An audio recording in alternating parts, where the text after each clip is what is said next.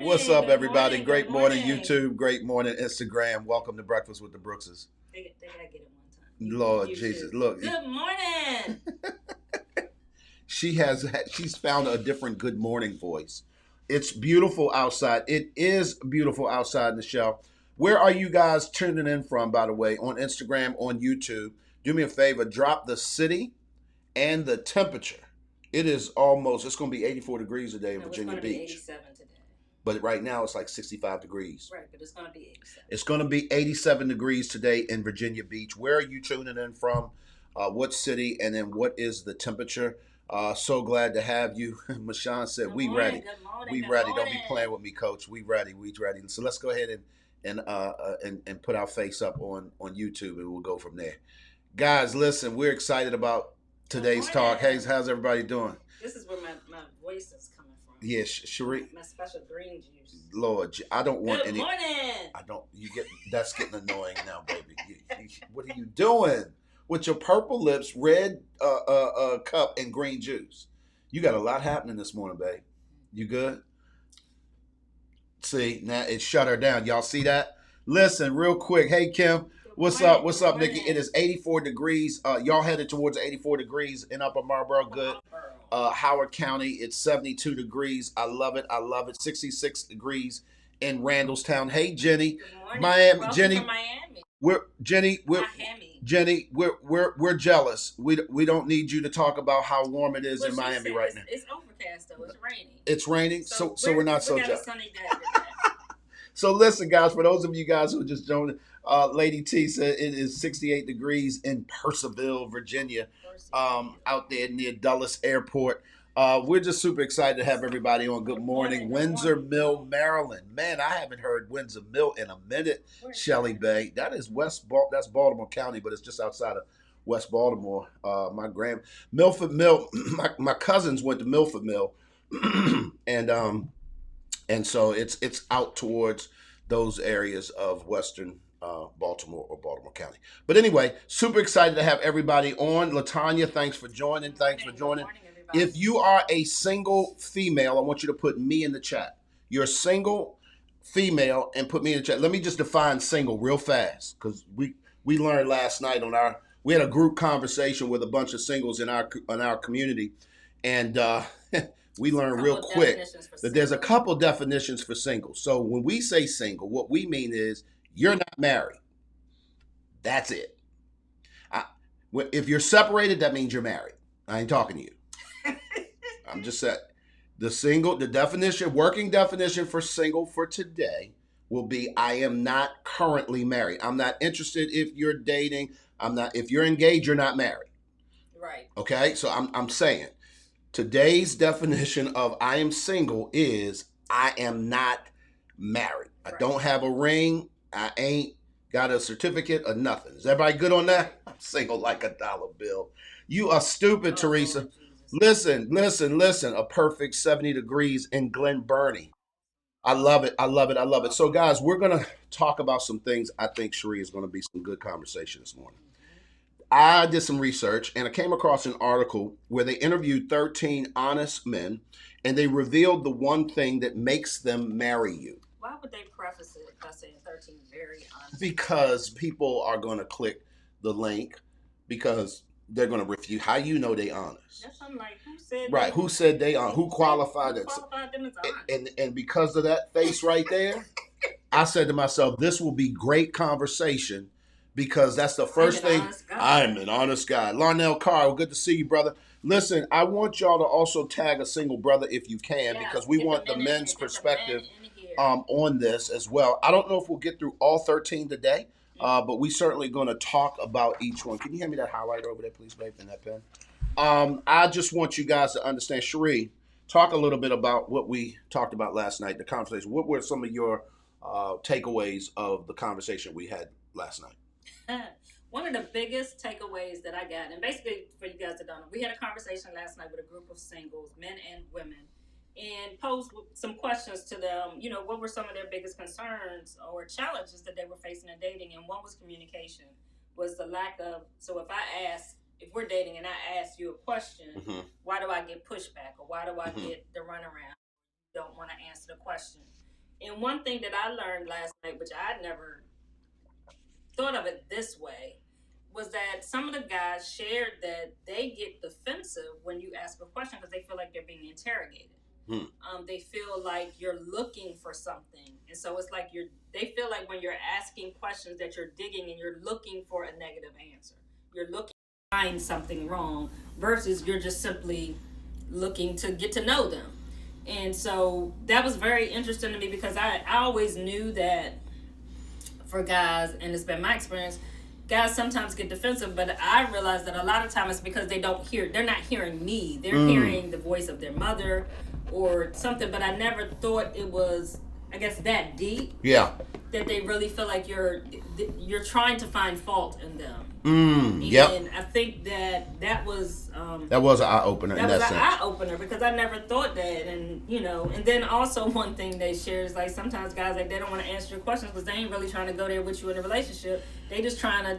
That would have been me. Chill. That would have been me. Get that deep with you. That would have been me. I know that can be a red flag, but you got to kind of be able to identify what it is and whether you're trying to work with them through. If it is because they got some, for lack of better terms, insecurities, are you willing to work them through that and make sure that they understand, hey, I'm not trying to find fault in you. Right. I'm trying to get to know you. So I didn't have insecurities. That wasn't my issue. My issue was I had integrity issues.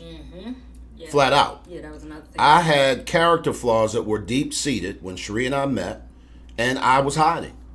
And the truth of the matter is that, back in the day when we got together, social media had not,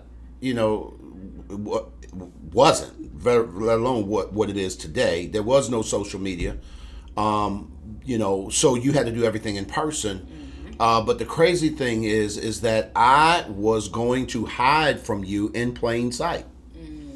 I was not going to tell you everything that was going on with me because the truth of the matter is that I had some issues and some things that I wanted to hide, and I thought that if I shared those things, you wouldn't want to be with me. So why share that and ruin what could be even if it's just fun in the beginning and we're just hanging out and having a good time, I don't want to ruin that. And so I'm not sharing that. Now, ironically enough, you would think that if you're with a person that you value, that you'd be willing to switch up some things in your private life so that you could share. That wasn't my mindset. My mindset was, I don't tell you, you don't know, you don't find out, don't start me no line, don't ask me no questions, I will tell you no lies. Anybody ever come from that school or seen people that roll like that? What's up, a pretty dope fish? I do know that name on Instagram. That would be our Nick at Night. That's Nikki. Good to see you, Nikki. But that's the truth. I didn't even see what Nikkei answered. Nikkei answered some questions. Why don't they just say that then? Why are they asking me those questions or just answer the questions? And we're definitely going to get into that, Nikkei.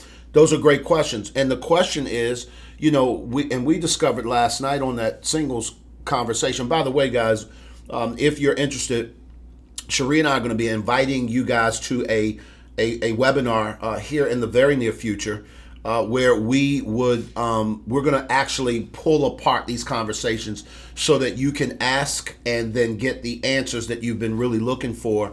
Because I think that this is an important conversation to have, particularly when you're single and you're navigating that single space, trying to move towards, do I want to marry this person? We have a singles group coaching platform, Cherie and I, inside of our MAPS Relationship Academy, where we get to coach singles that are interested and are looking towards marriage. And I think that unfortunately what happens, Cherie, is that most people, and in many cases, is at least what we've found, they're not taught the right skills that it takes to make it on the other side of I do long term. Right. Those skill sets should be developed while you are single. Right. In most cases, not only are they not developed, they're not even spoken to, and that it's not until 3.5 years later that you realize you don't know how to be transparent. You don't know how to walk into a room knowing there's going to be some conflict here, but rather than walk in with your dukes up, you're walking in with your hands out saying, I want to understand. I don't want to fight. And so because we don't generally kind of major in those kinds of skills, I think that some things happen that should not happen in relationships. So we're going to go to these things. If you're ready for this content, put ready in the chat. I think this is going to be a good talk this morning, babe. But and we're going to give the age, the name, and I'm just reading these guys off the top. These are 13 guys that were interviewed, and they were saying, hey, here are the things that when this shows up, this is the thing that makes me want to say, you know what? I want to marry you. I really want to get involved. Right, real quick before we get into this. Hey, Crystal. Make sure you guys share this out. Invite your friends, male, females, single, because we want to get you guys to give us some feedback on these things as you're hearing it.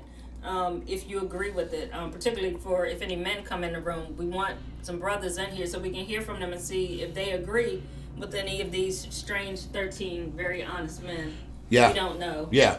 So I don't want you to major on that, babe, because I really want to go to what they're saying, because I think that whether they're honest or not is irrelevant, quite frankly, because I think that what they're saying, and you'll understand as we talk, matters, and it's a conversation that needs to be had. So the first person is Jason. He's 32, and he said that the one thing that came out of a relationship he was in that made him say, yes, I want to marry her, is that she embraces my vulnerabilities.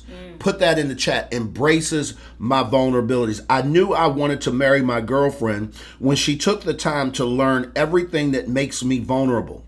While giving me the greatest sense of security, I could trust her with my emotions. That's huge.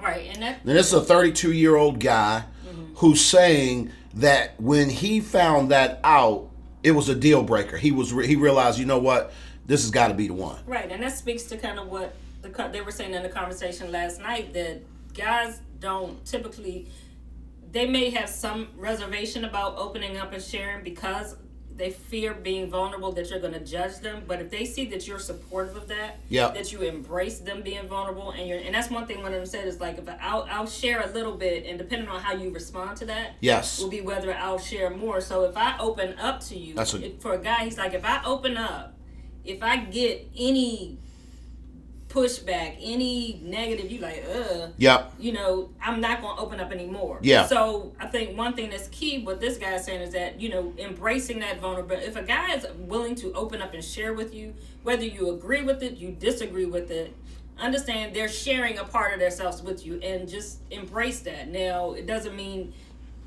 you have to, like I said, you don't have to necessarily agree with, if they're sharing something about their past, doesn't mean you can't ask more questions, but don't come off judgy. Yeah, and I think that that's really the big thing. And most men, this is what we learned about in the single, and Ray Johnson said, interview me in the next one. Ray, you will be invited to the next conversation that we have with that group of singles, because you have a very different perspective. I'd love to hear it. But one of the things that I think that's really critical right here is we learned last night in that conversation, babe, that when men feel like you are not going to be accepted, and I know this happens for women, but particularly for a man, because we are raised in a culture where it is not cool for you to be vulnerable at all. It's not acceptable. It's quite frankly viewed as weak, and therefore you don't do it. You don't even see it. You never learn how to navigate vulnerability.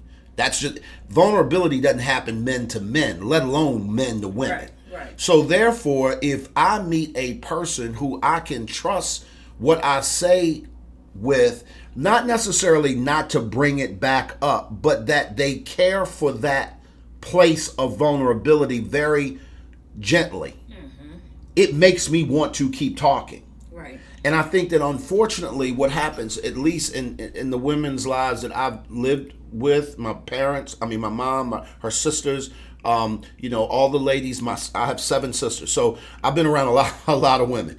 The truth of the matter is that you guys are very different. You're used to talking.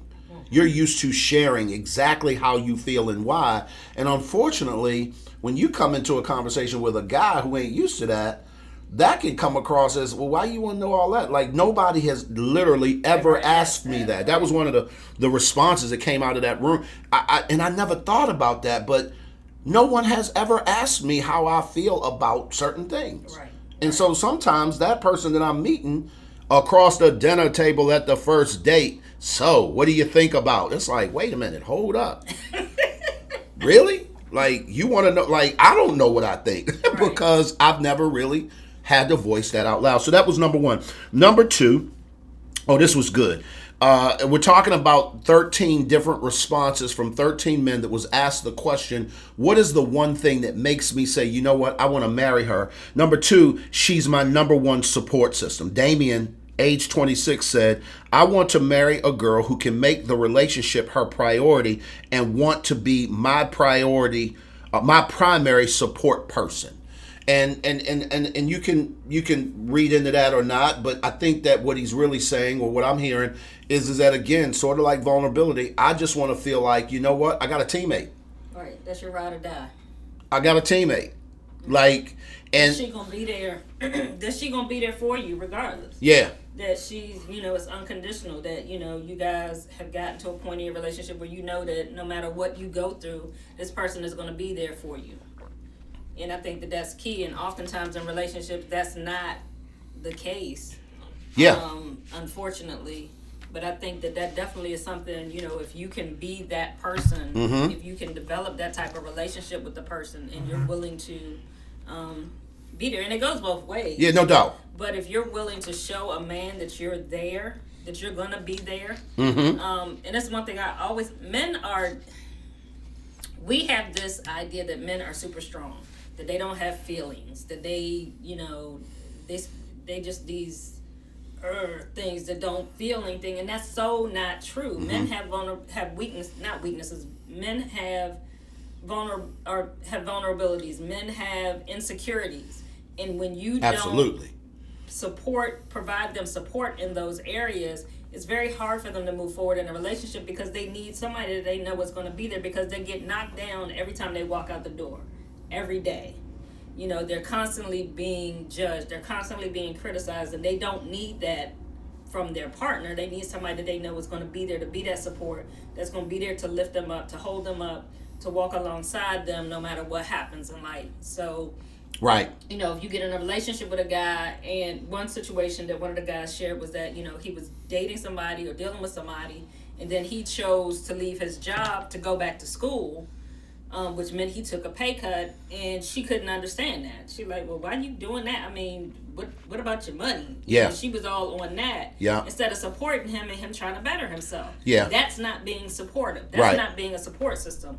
Whereas if you're with somebody and they decide to make a change like that, you're able to support them. You're able to support them in them pursuing what it is that they're trying to do. And if you can show somebody that in a dating relationship, Yep. then they'll know, okay, yeah, that is the one, because that's something that you need in marriage.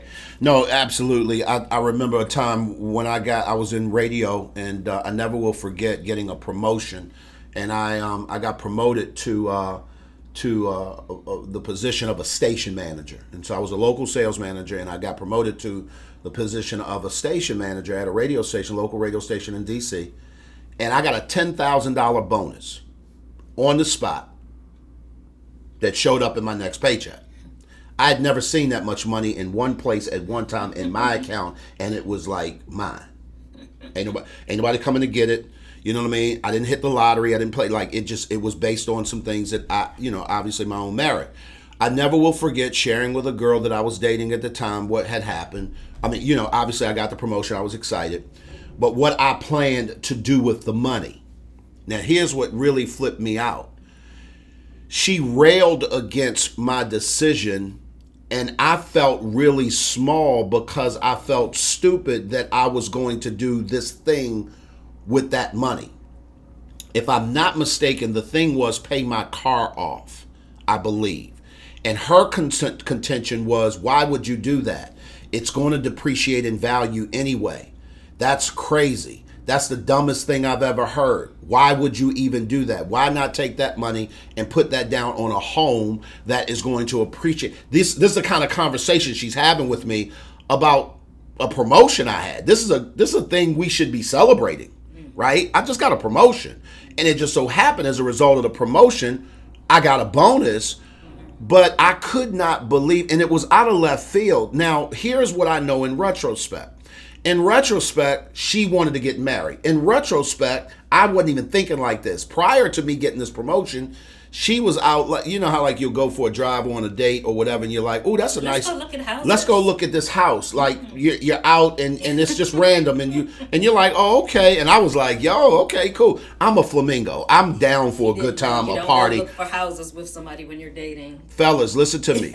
If you are dating any woman, particularly if she is a black or brown woman over the age of 30, you do not go house looking and she not have something real attached to that. I learned that the hard way. Right, because we're looking for houses, so that means we're going to get a house together.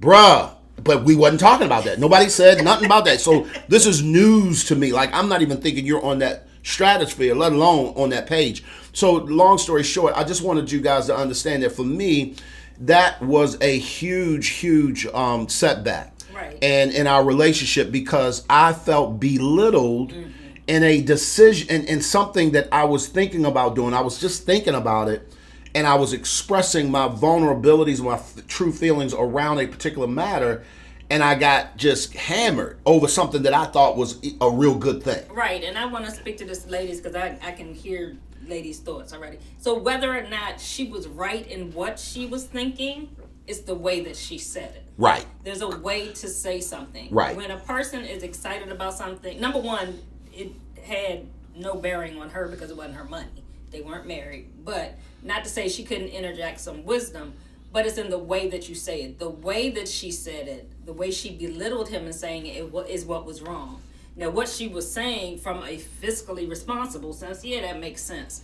But it's how you present the information. And oftentimes what we'll do is we belittle a man. And when you belittle him in any way, he doesn't feel like you're supportive of him. I love it. I love it. So if you're ready for the next one, say I'm ready. Put it in the chat. We're talking about 13 different responses that men have had over the one thing that when they saw that in the relationship, it made him say, you know what?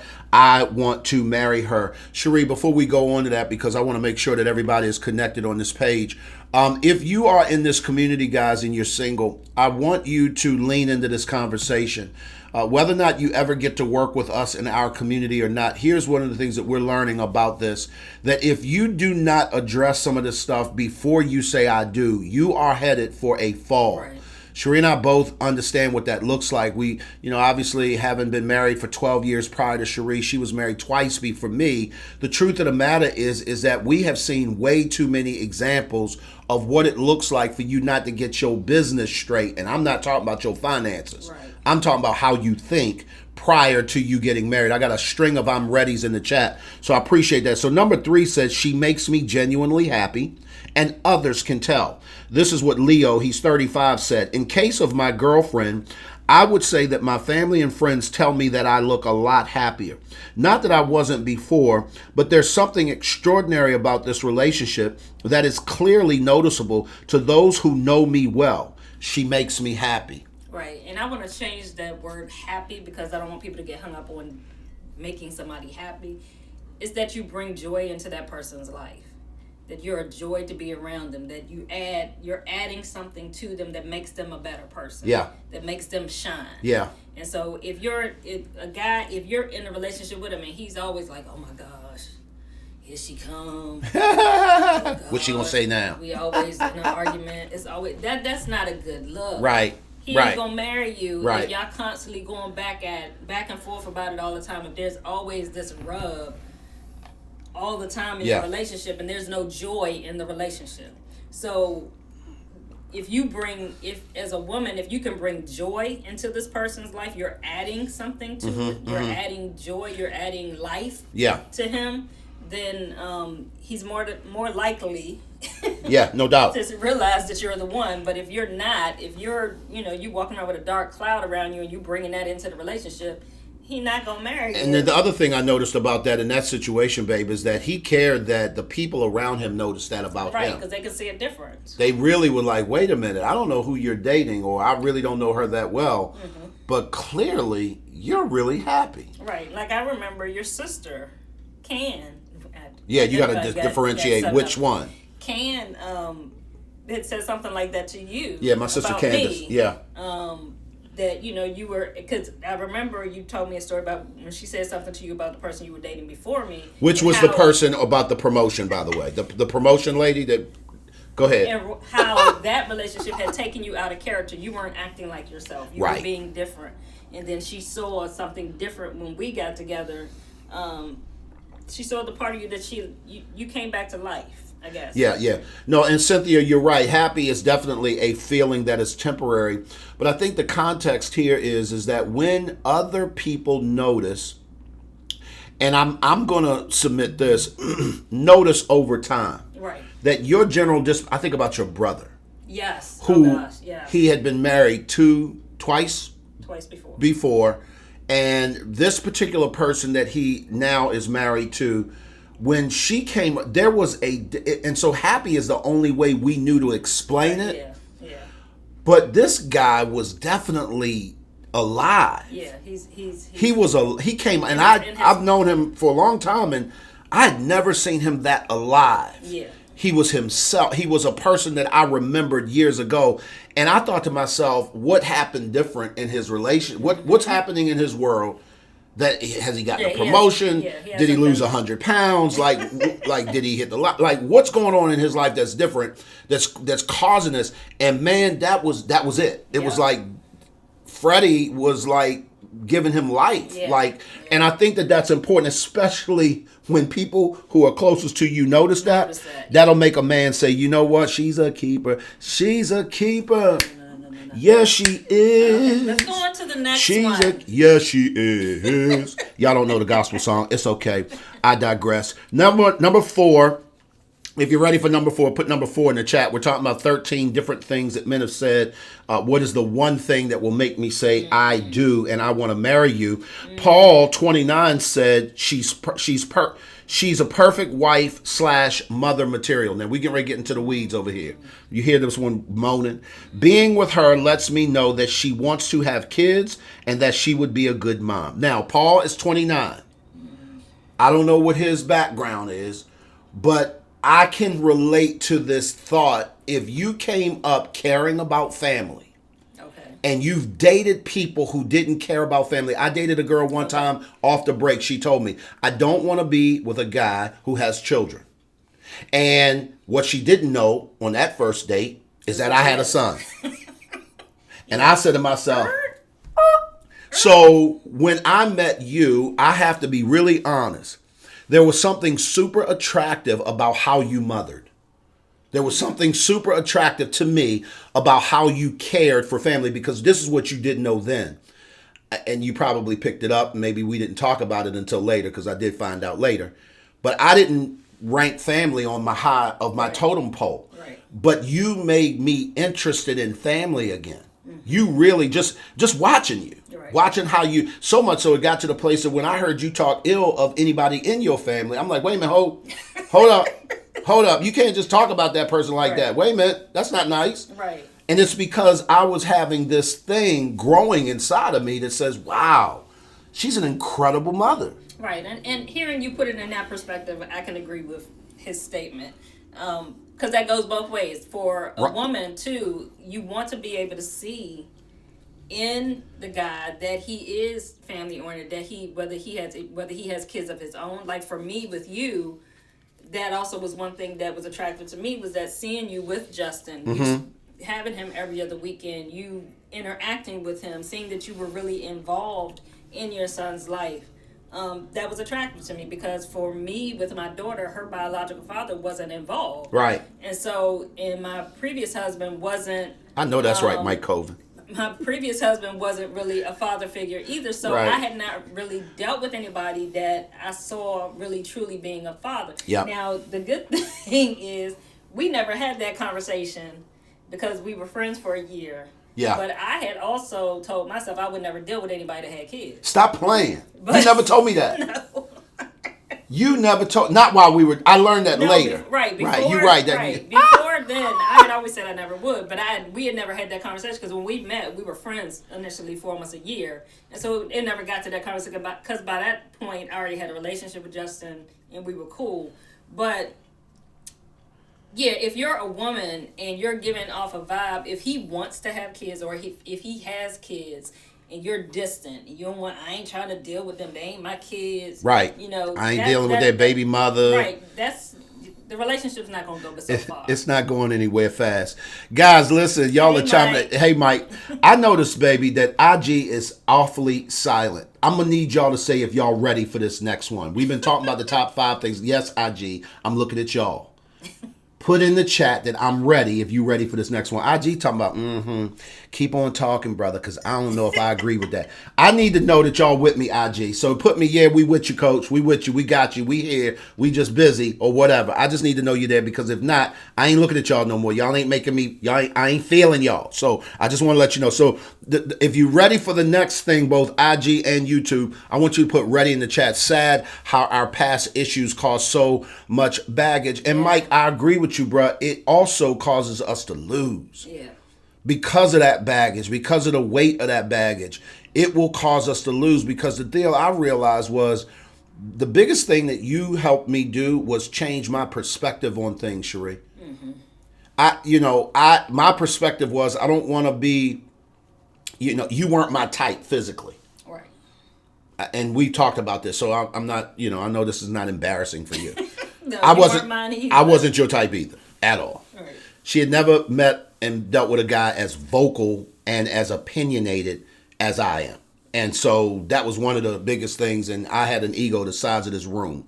And she had never really dealt with anybody that was that sure of himself in a lot of ways. So it really messed you up. But because of that, it made me, I know for me, my perspective got pushed on.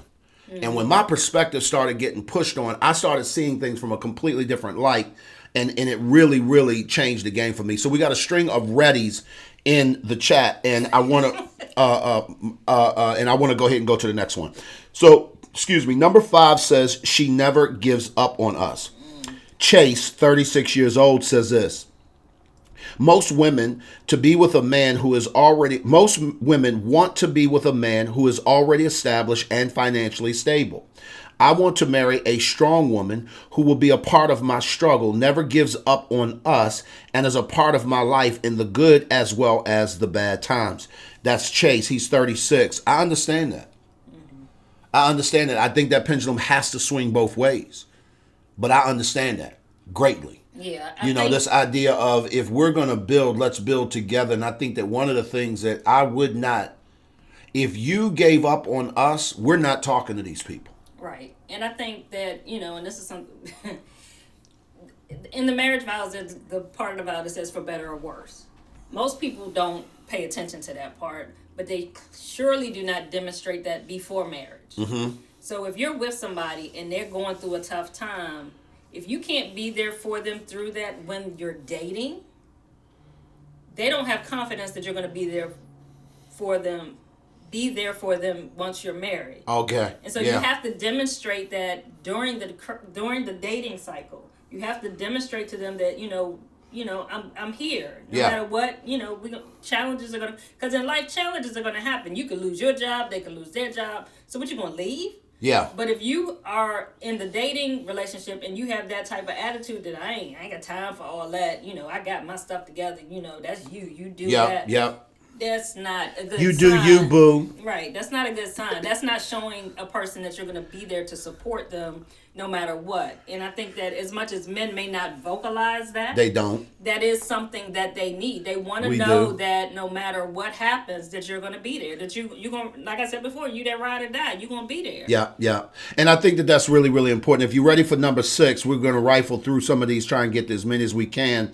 We're talking about, for those of y'all who are just jumping on, maybe you're just catching a replay, we're talking about 13 men were interviewed, and they were talked to, and they were asked the question, what's the one thing that will make you say I do, or that will make you really marry this woman? And this is really important, and we've discovered this recently in our singles group coaching rooms, and that is this is Edward. He's 35, and Edward said she had a good upbringing.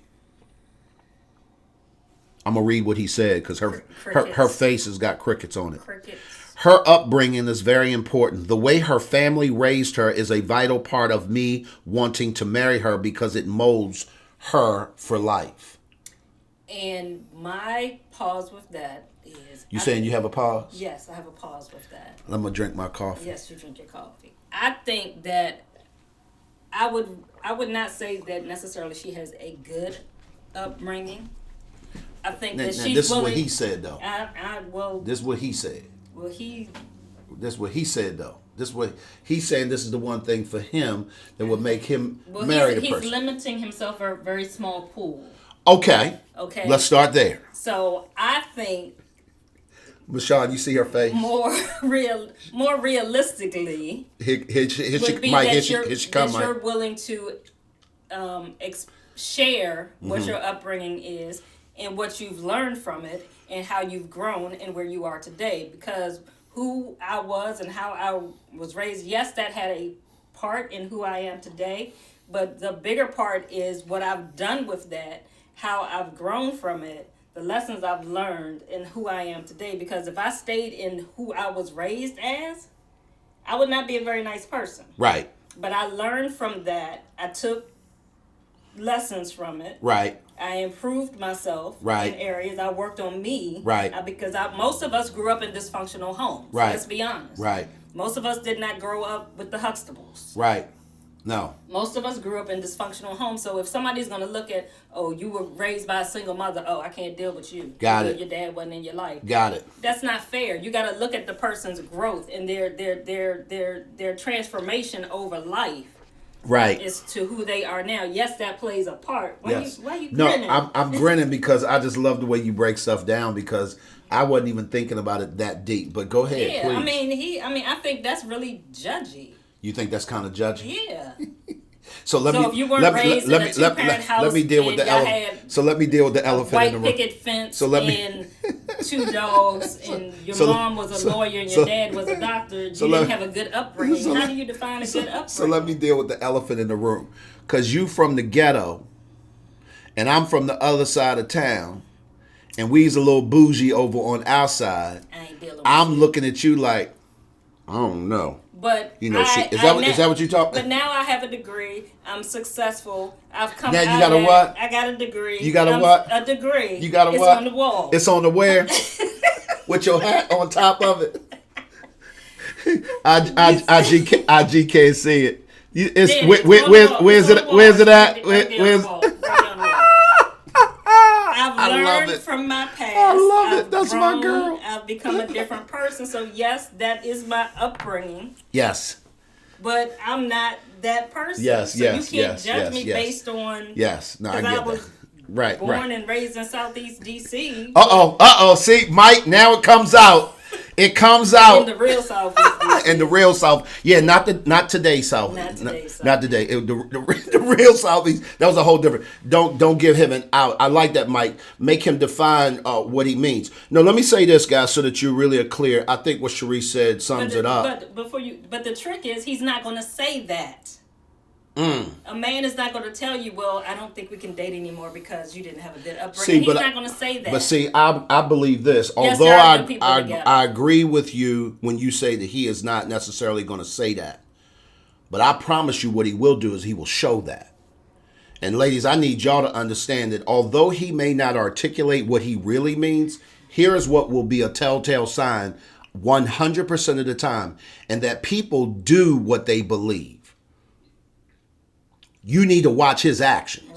Right. So if his actions say that that's what he believes and that's how he moves, that's a real sign. And that's something that you really pay attention to. So for instance, I'll give you an example. And the reason why I'm laughing is because I had the same sister who was judgy about the whole $10,000 raise thing. Was the same sister that used to kind of look down her nose at me because I didn't have a degree. And for the whole time we were dating, I honestly felt like something was wrong with me because I didn't have a degree. And she had gotten her degree, and it wasn't what she said to me, it was the way she positioned it. Whenever we would go around her friends, she would always make note as to who has what degree, how many of them they had, what they were doing with their degrees. And oh, by the way, why don't you go ahead and go back to school? Because, that's going to help you. And it was this condescending way that she would talk. And because I was so caught up on the fact that she was cute and she was a dime piece as far as I was concerned, and one of the prettiest people I've ever dated. And I thought to myself, how, I'm so not worthy. That's why my sister could say, you different. How is it that this woman's got you all tangled up like that? Nose wide open. Nose wide open, right? And so at this point, that's how I felt. So I get that, and it was that whole condescension. That's why Mike said it best, I think. You're going to have to define that, and I'm going to have to pay attention to what you're doing, and that's why I married you and not her. So let's move to the next thing. And so, real quick, before you move to the next thing, and I think that one thing, you just have to, like Glenn said, just pay attention to. Yes. So if you take them around your family, and if you can tell they a little, or you take them to where you grew up, or even, when they a little uptight. That's a sign that they have this, you may not be meeting up to their expectations. Okay. And I think, and like I said, the thing is, most guys are not going to tell you that they have this barometer that they're rating you on. Yep. So you're not going to know that. So you just have to pay attention to how they respond to certain things. Yeah. Like Glenn said, if they're being condescending to you because, you don't have a degree, or because you work at wherever, yeah. And then you want to do something else with your life. Because I know for me, when we finally, even though we had been friends for a while, when we started, I think it was even when we were friends, I always felt like, I think we had been friends for a while, and I started kind of liking you. But I always felt like... You didn't start liking me until we was friends for a while? Yes. Oh, okay. But... It wasn't right away? No, hush. But I always, in the back of my mind, was like, he's not gonna like me. Because he was an executive at a radio station. He's a top executive. I was in administrative positions. I was a single mother. We was cool, but I was like, he's not looking at me that way. He's not gonna look at me that way. Right. But the more we became friends, the more I started to see that didn't matter to him. Right. But because I had never dealt with anybody in a white collar position. I always dated blue collar guys. Yeah. I never dealt with anybody or street collar guys. Yeah. Really. I never dealt with anybody in an executive position like this, so I didn't feel like I was worthy. Right. Of that, but he never showed me that. He never demonstrated that. He never talked down to me. He never was like, "Well, you need to try to do something else with your life. This job is a dead end job." He never came at me that way at all. Right. Because the truth be told, I was from Cherry Hill, South Baltimore. I just happened to be really good at what I did professionally. And Mashawn said something that I want to leave off with, and I want to turn the corner, because I think this is a very good conversation. And obviously different things mean different stuff to people. She said upbringing isn't defined by where you grew up, but how you were raised. Yeah. And she said this is in her opinion. I happen to share that same opinion. And I think that, and it's something that Dre said earlier in the chat. I don't know if you caught that, Sheree, but Dre said something that I think that really bears you leaning into and paying attention to, so that you can shape where are we going based on what you see. And that is, upbringing is a part of your value structure. So for instance, if your upbringing was a upbringing of the family that raised you and trained you and really brought you up in a value structure of no integrity. Mm-hmm. If I'm going around your family and I'm seeing that that's where you've come from, it makes me want to pause. If I value integrity, it's going to make me say, she was raised in that environment. She was raised by people that showed her that. Is that a part of her? When last week, she was trying to figure out how to dig out of this lie that I caught her in. Right. Does that come from that? Right. I think it's just a matter of pause. Right. It's a matter of, let me pay attention to that. Because I do believe that you can be raised in an environment full of crappy stuff and you not be that person. Right. And we talked to a guy last night who, he was like, I was always the other guy. Like, my family was crazy, and this was his definition. And he said, but I was always the one saying, I ain't doing that. Y'all going to jail for that. Let me go in my room. Let me go. Like, I'm not, I'm not doing that. So I think it would be wrong if you just broad stroke judge that. But I don't think it's wrong for you to pause and pay attention to what's going on so that you can equip yourself on how you need to move. Right, and I wanted to speak to something somebody else shared too. Yes, upbringing also means it speaks to your character. It speaks to the way you were. They could be looking at it from a perspective of your religious upbringing. Mm-hmm. Are you a believer? Are you not a believer? So there are a lot of ways you can interpret that, but the trick is that you're not going to know most cases, because he's not going to tell you. So you don't know. You're not going to hear it per se. So you got to pay attention to what they're saying, how they're acting in certain situations. If he asks you to go to church, you be like, "Oh, I don't go to church." Right. Or you ask him to go to church and he's like, "I don't go to church." I mean, there are things you got to pay attention to. So it's the action, not necessarily the statement. You got to pay attention to what they're doing. No, I get it. I get it. Just tell you, I'm looking for, this, that, and the other, and if you don't meet this, then, I mean, yeah. Yeah. No, I get it. No, we're gonna finish up here because it's 8:45. We got a 5K walk to do. I think I'm gonna probably die today. So we're gonna be. What are we supporting? Is it mental health? Is it some kind of? It's a Life's Journey. They're doing a virtual 5K to raise funds actually for a local food bank. A local food bank. Okay. So we're going to be doing that later today. So we got to kind of get out of here. But Mike Coven said this, and I thought this was particularly good, and I'm going to put it up. I think you guys need to see this. He says, "My goal in life was not to be my father. So if you watched him, you would miss it with me." Mm-hmm. In other words, if you judged me by the actions of my dad, you would miss it with me because I was on a mission not to become him. And ladies and gentlemen, when we talk about being single, and we're talking about you developing your life in such a way to be attractive towards one another, I think it's really, really important for you to, get to know who you are, how you move, what makes you tick, your value system, and begin to traffic in ways that you are paying attention to those things in other people. Who are they? Who are they at their core? What is their value system? Because I promise you, when you don't do that heavy lifting and you don't do that work on the front end, here's what I can guarantee you 100% of the time. You're going to discover that on the back end.